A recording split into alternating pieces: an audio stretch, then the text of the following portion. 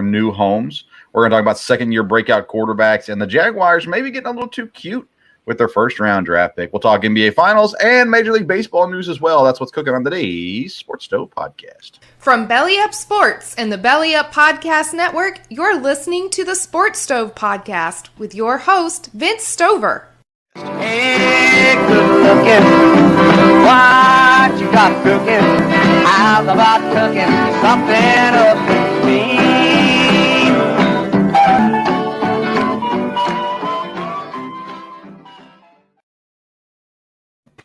Welcome into an all-new edition of the Sports Stove Podcast, presented by In the Clutch, officially licensed apparel from Major League Baseball, NFL, NHL, and the Major League Baseball Players Association, as well as more. So go to intheclutch.com to find your next t-shirt. Use the code SportsStove. You get 10% off your purchase. Welcome into a new episode. I'm joined, as I am normally, by my dad, Dale Stover. Dad, welcome back. How you doing? Hey, thank you. Doing good, doing good. Looking forward to the show tonight.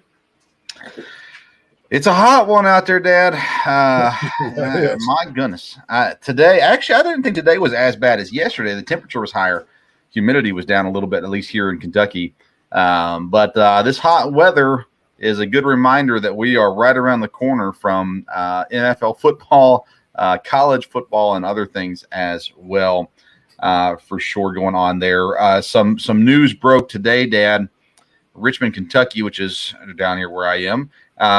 Their very own UFC fighter, Harry Hunsucker, announces that he has signed a bout agreement for UFC 278 on August the 20th. The main event will be pay-per-view Usman versus Edwards. The opponent for Harry Hunsucker will be announced soon. So congratulations to Harry the Hurricane Hunsucker. He's been on the show a couple times and has his this will be his third UFC fight scheduled for August 20th. So congratulations to him. All right. So, and as I'm doing this, I got a breaking text message about a house I'm trying to buy. Okay, Dad, let's get into the sports talk.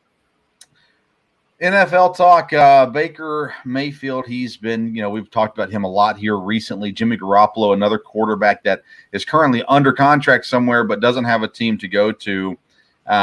So at the end of the day, we've got to figure out what's going to happen. And we've kind of guessed about which teams would be the best fits and things like that. But this Baker Mayfield to Carolina thing has not gone away yet. There's been talk about both Baker and Jimmy G getting a release. But then today, Jonathan Jones from CBS Sports said that Carolina is trying to get Baker Mayfield in a trade right now as well. I mean, it seems like the players came out and said, we don't want Baker, yet it looks like Carolina's still trying to get him. Yes. Well, I mean, we've talked about Carolina. I think it would be a fit. It would be a good spot for him. They need a quarterback. There's some other weapons there. Probably not a super stable coaching situation, but it could be wherever Baker Mayfield goes. He's kind of trying out for the future anyhow. But again, that would be a good division probably to be in this year and be interesting. Yeah, I was thinking we've been hearing, that Carolina said they absolutely were not interested, which usually that means they are interested. So not too surprised about that. But, it'd be interesting to see if they can get a trade work. Sounded like the last deal they're getting worked out is just how much salary, Buffalo would absorb, Cleveland, would absorb. Yeah, Cleveland doesn't want to pay money, which makes sense. They're already paying millions of dollars to Deshaun Watson, who may never play for him. So why would they want to pay Baker Mayfield also when he won't be playing for him? Jimmy Garoppolo, it makes sense that he goes to Cleveland. Actually, I think, they've got Jacoby Brissett. I think Jimmy Garoppolo is an upgrade over Brissett. I don't mind Brissett, but I think Jimmy G is an upgrade over him. Seattle's the other team that needs a quarterback. At least most people think. San Francisco doesn't want him probably to stay in the division, although, if they're moving on from him, maybe they're not too scared of him either. But he does know the team pretty well. So I don't know, what's the most likely for Jimmy Garoppolo? We've talked about different teams. Carolina, again, a team that makes some sense for Jimmy Garoppolo as well. Cleveland, I think, makes sense. Seattle makes sense. But outside of that, I mean, where else can he go? I think if he doesn't go to one of those, then you're looking for, somebody, either a team that is not happy in training camp with what they have, or someone that gets injured. That could be what Garoppolo, waits for or whatever. Like you said, Cleveland would make some sense. Could be a really good spot for him, and definitely they're going to need somebody, I think, at least at the start of the season. Baker Mayfield, if you had to guess right now, is he a starting quarterback week 1 of the NFL season? Yes, I think so. Really? Where do you think? I mean, if he's starting, it has to be basically Seattle or Carolina, right? Yeah, I think this Carolina thing makes sense, and I think he'd be the starting quarterback there. And again, I think Baker Mayfield is a starting quarterback. Is he a top flight star quarterback? Hasn't shown that yet, but he might do fine there at Carolina. And like you said, that outside of Tampa Bay, may not be the strongest division this year. Yeah. What about Jimmy Garoppolo in Jacksonville? It wouldn't be a starting job, and there would be no shot of starting there, with the exception of injury as well. I'm trying to think of teams that he could go to. Miami, maybe. Again, I'm looking just backup spots where he could actually come in and just be a solid backup quarterback for somebody. What about even Cincinnati? Burrow made it through last season, made it to the Super Bowl, but what happens if Burrow goes down? You got to have somebody behind him, right, to go. So what a team like Cincinnati, where you have actually the opportunity to maybe win a Super Bowl, and then if someone gets hurt, you got an opportunity to fill in there, because they got Brandon Allen as their backup quarterback. Yeah, I think in a spot like that, it'll make more sense for Garoppolo if there's an injury that happens. Bringing him in as a backup, now that'd be fine with Joe Burrow, if he wanted to do that. But I think you're going to need to bring him in with a quarterback where there's no question who the starting quarterback is, because Garoppolo has been a starting quarterback, and I don't know that anybody wants to bring in, a quarterback for competition. So, that'd be interesting to see, and I don't know how interested he is, necessarily, is he still looking for a place where he can be the quarterback, or, will he be happy to be a backup, somewhere? Kind of like Andy Dalton has seemed to work out all right like that, and maybe Garoppolo could too. Same way with Nick Foles. Well, Nick Foles went to Indianapolis. He signed to be the backup for Matt Ryan, so he's there. Again, there's only 2 spots that you can actually compete for a starting job, I think. I think the Texans are set with what they're doing with Davis Mills. I think everybody else is set with what they have. And so really you're looking at a backup job. And where do you want to back up at? Somewhere that you probably think you can win a Super Bowl, have a chance to. So you got teams like Cincinnati. Tennessee would be another team that you could look at as well. Miami would be a team you could look at. The Jets are not a Super Bowl team. But again, the Jets and the Jaguars, situations where you can go and back up a kid and kind of transition your career to being that role if you're willing to do so. I just don't know. He's going to get cut. He's not. If he doesn't get traded, he's getting cut. He won't be on San Francisco's roster come preseason. He won't be there anymore, one way or the other. So he's going to have to decide kind of what he's going to be okay with. And if he's looking to compete for a starting job, there's only, I think, 2 legitimate possibilities, unless someone has a freak accident before they report to camp again. But if you say, well, Garoppolo should wait till injury, well, how long is that going to be? We don't know as well. So one of those guys will end up in Seattle, I think. One of those guys ends up in Carolina, I think, as well. Let's see here. Let's talk about keep on the quarterback things. We got an interesting class of second-year quarterbacks. Sophomore year for these guys: Trevor Lawrence, Zach Wilson, Fields, Trey Lance, Mac Jones, Davis Mills, the guys that got starting time last year, come in. Out of those guys, second year possibility. You look at the teams that they're on. Trevor Lawrence, not a great team. Zach Wilson, he's got an okay team. Fields, oh boy, I don't like what the Bears have done this offseason. Trey Lance has an okay team. Mac Jones has an average team. Davis Mills has a horrible team. Out of those quarterbacks, which one do you think is really going to take a bump up, or are you looking for to take a bump up?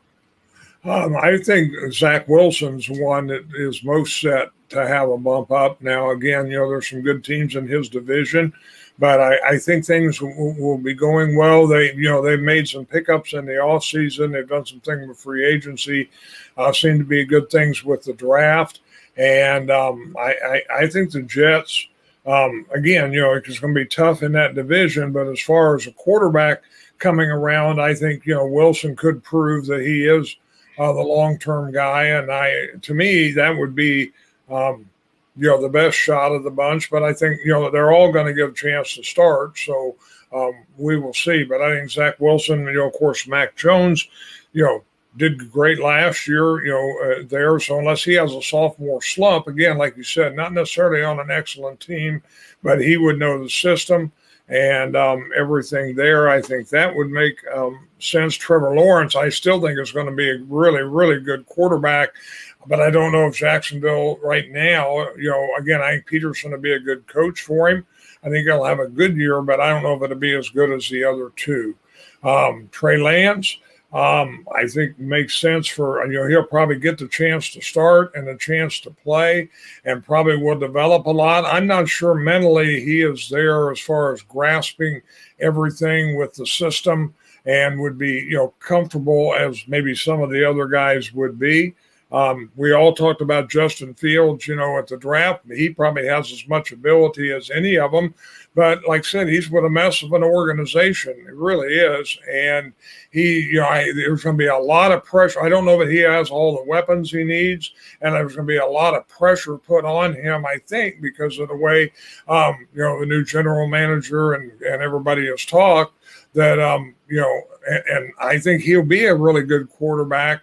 And if they'll tailor the system around him, then that will work. But I'm not sure there's going to be a lot of patience there. I think there may be a lot of pressure, and that may force his hand, earlier than he needs to be. Davis Mills will not be on a good team, but he might be a guy that could take a step up, and you can look at him at the end of the year and say, hey, Davis Mills is going to be a quarterback.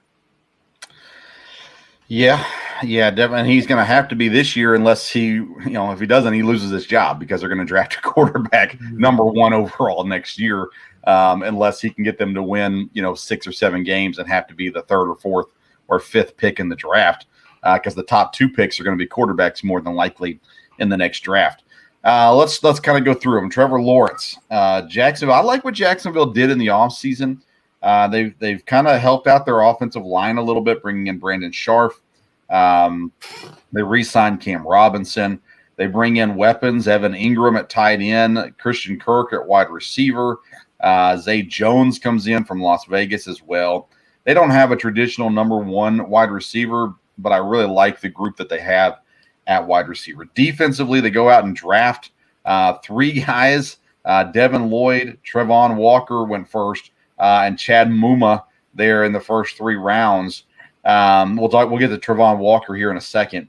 But they made some necessary changes, I think. And I think that Jacksonville could step up.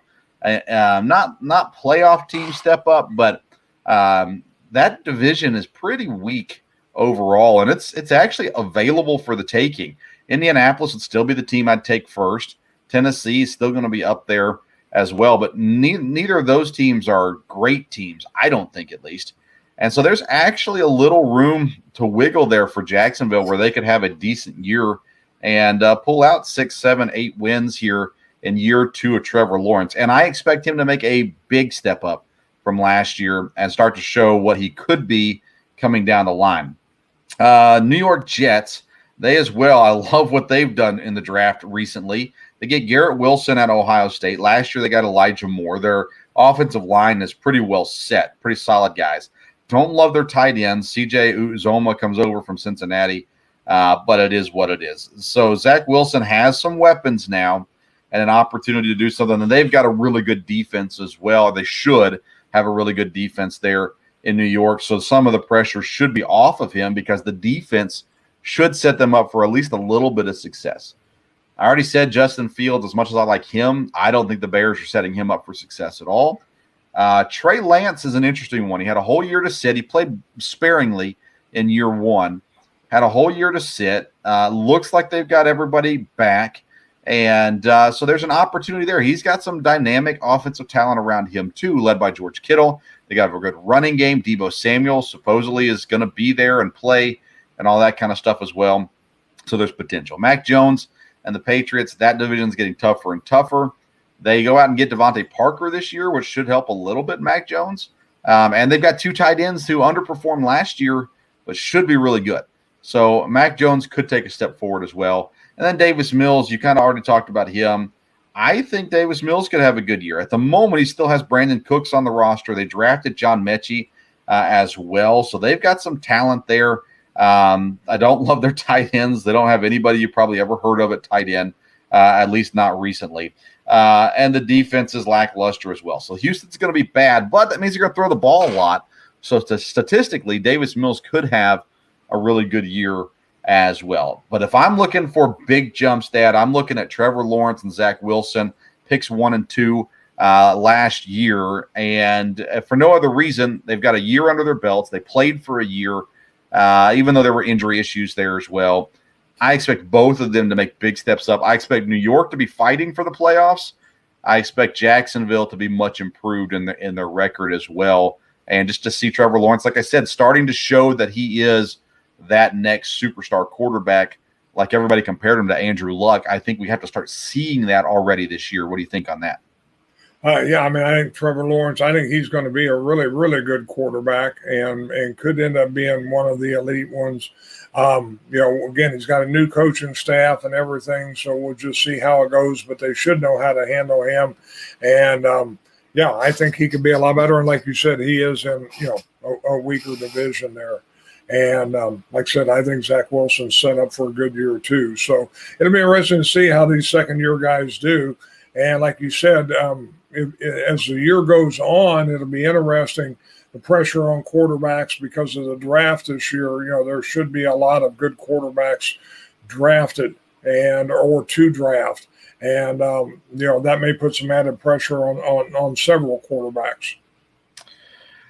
Jacksonville had the first overall pick this year in the draft. They go with Georgia outside linebacker and Trevon Walker. Everything you heard about him before the draft, what was the general belief that he was going to be in the NFL? What was his main role going to be? It would be probably as an edge rusher. Again, he had just great physical attributes. And it was a little bit of a surprise that he jumped up to be the number 1 pick. But he was, and he just, he's got a lot to work with. So if he's coached correctly, he's got the physical attributes. So I read on, I believe it was Yahoo. I'm trying to look it up now and I can't see it. I can't find it on here. I'm pretty sure it was Yahoo Sports earlier today that Jacksonville is planning on using him as a stand-up outside linebacker. So more of a traditional outside linebacker as opposed to just a pure rusher. He's a big boy. He's athletic, no doubt about it. It almost feels like Jacksonville's trying to get a little cute with what they're doing with them. They're trying to prove just how right they are. Of course, they got Josh Allen on the other side that'll be rushing the quarterback, and he's a very good pass rusher as well. But they're already kind of changing what Walker is known for versus, what they're going to do with them. And I guess you got to do that to some degree in college football, but you would think if you take a guy number 1 overall that you would be looking to, do with what he's known for doing, right? Yes, I read the article you're talking about too, and what Caldwell is the defensive coordinator, and what he says is the position they call outside linebacker is one of the key positions, in their defense, and they're trying to get him in a spot where he can do what he does best. So again, I'm not a defensive coach, So I don't know, and I don't know what scheme they're trying to run, but I would think they're going to try to maximize Pravon Walker the best way they can. And whether you call him an edge rusher or an outside linebacker, I don't believe they're going to have him dropping into coverage all the time for sure. But again, he's got physical abilities. I've read where he's really, soaking up all the reps he can get. I think his attitude is good. And, again, if Caldwell, I think, would know what he's doing, then, we'll see how it works out. Yeah, it'll be intriguing to see how he buys into the role as well. We've seen not always as rookies. You say he has a good attitude. He better have a good attitude. He's the number 1 overall draft pick. But yeah, I like Josh Allen on the other end as well. He'll be rushing the quarterback. He's had success early in his career as well. Sometimes I feel like guys try a little too hard, but again, they're getting paid a lot of money to make these decisions. So, and Caldwell's a good coach, so you'd like to think that he knows what he's doing. As I want to see Jacksonville do better. I like a lot of the players on their team. I'd like to see them have some success. Do you think Christian Walker can be a true number 1 wide receiver, or Christian Kirk? That was a little bit of a stretch. He is a very good wide receiver. We've talked about him in fantasy football a lot, and I think it's a little bit of a stretch. But like I said, wide receivers, the way they're getting paid this year and everything is kind of crazy. Anyhow, I think he can be a very good wide receiver. Really depends how they, you have them on running backs and how they can use him. From there. So I think he can have a good year. I don't know that he's one of the, top 10 wide receivers right out of the box. No, he's not one of the top 10, I wouldn't say. One of the big news things right now is they're kind of getting closer to the season. So there's some contract disputes going on. Terry McLaurin is one of the guys that's been talked about in the news a lot recently, saying he's not going to show up till he gets a contract. I was curious, Dad, kind of your thoughts on how you feel about players holding out. We don't have a whole lot of players that hold out into the season. There are players that hold out through preseason for a time. That's a little more common. But camp's coming up here pretty soon. Preseason coming up here pretty soon. What's your general philosophy, or have you ever changed your thoughts on guys holding out versus guys showing up to play when they're under contract? Well, I think in training camp, if they're under contract, then they need to show up. And I think you hurt your team when they don't show up for training camp, because the way the league is structured now, it's really structured differently. And they don't have as many practices. They don't have as many padded practices. They don't have as many preseason games. And a lot of times the main starters don't play preseason games anymore. So it's really changed. But I think a guy holding out will probably hurt the other teammates more. As far as, the OTAs, at first I thought, everybody ought to always be involved in all those. But teams have really changed. They know that's not going to happen. It is optional. And so I think teams have changed. This gives them a real good chance to work with the rookies, with the undrafted free agents, with the second, third string players, gives them a chance to show a little more what they have, and to get those people all on page. So when training camp comes, because training camp, like I said, it is not as involved as it used to be. And so I think the idea that you can have the team all ready to hit the ground running first day of training camp, that's what the OTAs really help with and really work for. Mini camp, gives everybody a chance to see everybody a couple days. But it's changed so much. A few years ago, football was really all year long. The OTAs, everybody came to that. Everybody kind of had to, even though it was optional. And, they worked with them more, but that's changed now. And players have done all right without being there in the OTAs and things like that. Of course, a lot of players work out, keep in shape on their own. So I've definitely changed a little bit on the OTA part of it. As far as when you get to training camp, again, there's not as much time. So I think it's important to have everyone there. As far as people holding out, again, there's so much money involved now and everything. You would think for the most part, everybody can get that worked out. And, hopefully there won't be a lot of long holdouts, but I do think it probably hurts the team. Yeah, it seems to me like the teammates are usually okay with it. So from my opinion has changed on this to a little bit more accepting it. Maybe it's just because it's the way it is now versus right or wrong.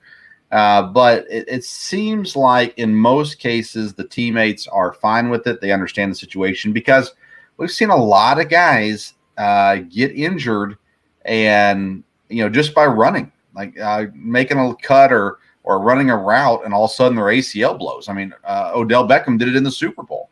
So, I mean, there's always that chance for injury, and then that hurts your contract situation. So I don't blame them. I don't love it, but I don't also hate it at the same time. I feel like I've loosened a lot on my stance on kind of how that lines up, at least at the moment where those things are. Biggest NFL news of the day, Dad. The NFL has a new pizza sponsor. The official pizza of the NFL is Little Caesars Pizza. Pizza Hut, I saw this on Twitter. This is not original. They had their motto of "No one out pizzas the Hut." Well, they've been out pizzaed by Little Caesars as they take over the NFL exclusive rights there from the pizza companies. And so congratulations to Little Caesars. Now, I personally am a Mad Mushroom guy. I like Mad Mushroom Pizza. Huge fan of Mad Mushroom Pizza. And they are locally here. And so I do not choose Little Caesars over Mad Mushroom if my sponsors are listening. But I do like Little Caesars Pizza as well. And this is interesting because when I was a kid, we got Little Caesars a lot. And then it kind of faded away for a while. And then all of a sudden it came roaring back. When I was in college, it was a big deal. So and now they're the official pizza of the NFL. Didn't see that one coming, Dad. No, you never know, but I'm sure there's a lot of battle for those kind of things, and it'll fit real well with Little Caesars, no doubt about that. You're hot and ready and getting ready for the football game and everything from there. Of course, they do delivery, and they've changed a little bit, besides just the traditional pepperoni pizza. But that'd be very interesting, and I'm sure a lot of money's gone into it, and hopefully a lot of creativity. Be some real neat Little Caesars commercials we can look forward to. Be interesting to see who their spokesman might be or what players they might connect with there. Yeah. The other thing is, I love Little Caesars. If I had to rank pizza, it'd be number 1 Mad Mushroom, number 2 Little Caesars. I'd take it over the other, traditional brands, the Papa John's, the Pizza Huts. I think Domino's is disgusting. So I think it's pretty neat to see it, and it'll be fun. You're right, to see the creativity that comes along with it as well. Let's see here. Any other NFL news you want to hit on before we move on? No, like I said, it's going to be kind of a dead period here after this week for a little while. But like I said, there'll be, I'm sure there'll be plenty of Deshaun Watson news. And like I said, these 2 quarterbacks moving around. And, it's about 6 weeks. So it'll more long, talk toward training camp will be there. But this is a time when, players, like you said, how many players will get in trouble? Hopefully people will not. But that's always something. I heard it today on the Packers. They talked about, Mike Sherman said, that he was always terrified this time of year, not knowing what was going to happen those 5 or 6 weeks. But I think, teams have done the best they can to prepare the players. Hope the players will, focus on their job. They have a very good job, and they'll focus on that. And, keep that in mind there. One of the things that people focus on are websites. Let me tell you about Elementor. Get Elementor. It's the ultimate WordPress website builder with live drag and drop editor. You can build and customize every part of your website with 0 coding required. Elementor is your all-inclusive solution for your website. Create, manage, and host your website through Elementor. Use the Sports Stove exclusive link in the episode notes on YouTube or on any podcast platform to find out more information about how Elementor can help your website improve. All All right, let's move on to the NBA. Your Boston Celtics are on the verge of elimination. Are you scared? No, we're coming home. We haven't played well the last two games, so and they've played well, all the last part of the season here. So I think they can play well, win this one at home, and then get to the seventh game. And I still think it can be Boston in 7.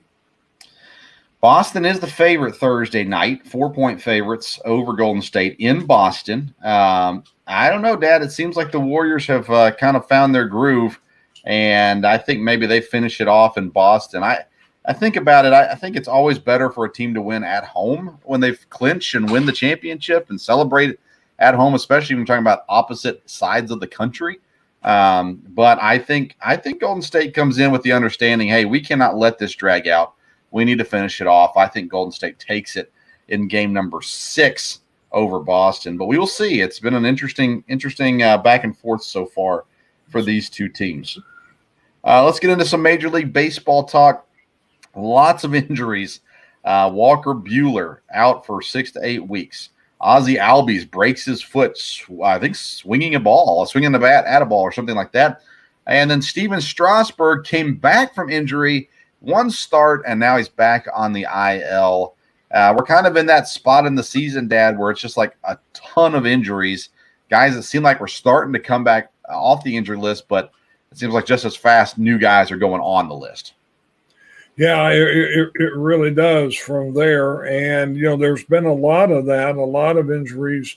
And, people who've tried to come back and maybe come back too quick. Bryant was that way for Colorado, had back injury, came back and was just a game or two and then went back on the injured list. I've seen, again, following this with fantasy baseball, it seems like teams are being more and more cautious now about not bringing people back too quick. I know the Reds took a long time to bring India back, but he's back now. But so teams aren't pushing it there. And especially at this time of the season, that makes sense. There's still a lot of the season left, from there. So I think that makes some sense. But yeah, these injuries, it's really been crazy. And it's, as you know, of course, you're in fantasy baseball too. It's made it really exciting. And some of these guys have been out. Some of the ones on my team have been out quite a while. But you keep hearing, hey, we're not going to rush them back. And so we'll see. With the players when they do get back, they're getting close to the All-Star break now. Can they finish the rest of the season? A couple big streaks going on in Major League Baseball right now. The Atlanta Braves now on a 12-game win streak as of this current recording. They're playing a game right now as well. But 12-game win streak. The other teams in the East finally stopped their win streaks. And how long are they going to go before they lose a game, Dad? I don't know. Was it last year when or was it the Braves that had like a 15-game winning streak or something when they started to come back there? But I don't know. I don't think, they'll just keep winning. But it's interesting because the Mets are still, doing well too. But that division definitely has took on a totally different look, with Philadelphia and with Atlanta. And I think from a baseball fan standpoint, it'd be good to have, good battles in all the divisions. Coming down to the end there, even, fighting for the last week or so for playoff spots, which usually isn't necessarily the case. So, but yeah, Braves have been hot. Again, I've got some guys on my fantasy team, so I'm all for that. I got lucky and got the good pitcher early on with a little inside information, and he's done well for me. Atlanta played the Diamondbacks, the Rockies, the Athletics, the Pirates, currently playing the Nationals. Next, they get the Cubs. So that explains a little bit of the win streak there. But then after the Cubs, they get San Francisco and the Dodgers. So assume that the winning streak will end at some point, if not before, during that West journey there against the teams West. The other team, let's see, there's another team that's still on a winning streak, and it was San Francisco. 4-game win streak right now for San Francisco. They're 3 games back. The Dodgers and the Padres, both 3 games up on San Francisco. right now. So again, I know we've talked about this before, but it seems like that that's a three-headed race, a three-horse race there in the NL West. And anytime one starts to slide, it seems like they always kind of catch back up. And that's what San Francisco is doing right now. Yes, it is. And I think that's going to be a good division. Like I said, I think there's a very good chance that both the wild cards will come out of there and should come out of there. Again, the Giants continuing to play very good baseball. And again, it's like last year, they rotate just so many different guys that hit home runs and drive-in runs. They don't have some of the star power that some teams have, but they seem to play well together. I think they're well managed from there. We've talked about the American League East too, and the Yankees, of course, seem to really, have a hold there, but that could be a very interesting division. I was looking at it, today, getting ready for the podcast, and what the Red Sox are over 500 now. So, again, I don't know what they're going to challenge, but you got 4 teams over 500 in that division. Toronto is definitely good, and I think they can, be a factor. And Tampa Bay, a good team too. So that could be a very interesting division to watch. The Twins, the Twins have just stayed right there. They've stayed good. They've got some good players. And be interesting. Like I said, Houston's probably got in real good shape out west. But like you've said, also the Rangers, are definitely improved.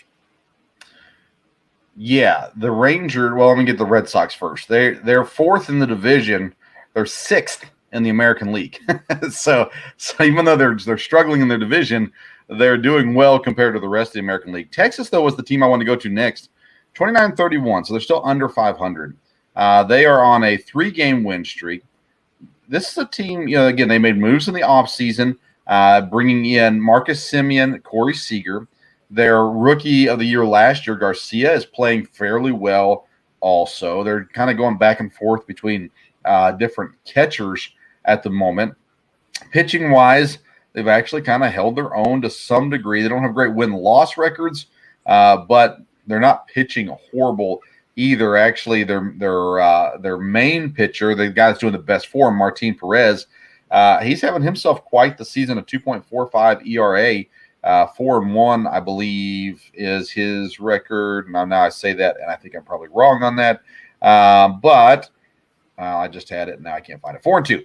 4-2 is his record as well. This Texas team, they got a long way to go to be playoff eligible, but it seems like they're making the movement up at least versus declining like some of these other teams. Yes, yeah, I think Texas, like I said, it'd be interesting. We're not, I guess, too far from the All-Star break, and be interesting to see the second half of the season. Should be good.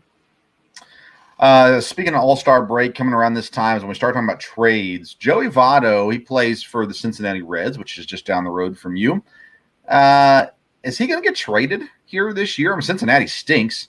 So do they hold on to him because he's been there forever, or does he go to a team where he can go just be a designated hitter somewhere and help a team out? Because he's actually been hitting pretty solid here recently. Yes, that's an interesting question. The Reds, Votto, is the one name, that's been here and been doing so well for so long. So the idea, I don't know. I think things have calmed down a little bit with the fan base here, but I'm not sure what would happen if they got rid of Joey Votto. I don't know how that would necessarily benefit them. It might benefit him, but he's the real mainstay here with the Reds at this point. I don't know. I don't know if they trade him or not. And again, the question is, are the Reds going to do anything to really help themselves, next year or heading in the right direction? And there's probably still a lot of question about that. Yeah, I don't know what he does to help them in the future either, though. I mean, if he's there, if you're gonna rebuild, you got to rebuild, and I think you got to get rid of him. You're not going to get much back for him, but you can get a prospect, and you never know with a prospect. You never know what you're going to get. So it'll be interesting to see what they decide to do with them. All right, Dad. Any other topics you want to discuss before we go? No, like I said, I think we covered a lot of stuff there, and I think we're in good shape. Like I said, hopefully my Celtics will hang in there and get to Game 7 and win that one and make me look good. We got the hockey playoffs starting on Wednesday night. Could be a really, really good Stanley Cup Finals and be interesting there. Yeah, we had a listener not happy with our NHL talk last episode. Very frustrated with us for not knowing names of people. Or she apparently has not watched our show. We are not an NHL show. But he was not pleased. So, Jason, if you're watching again today and you made it all the way to the end, thanks for sticking around with us nonetheless from there.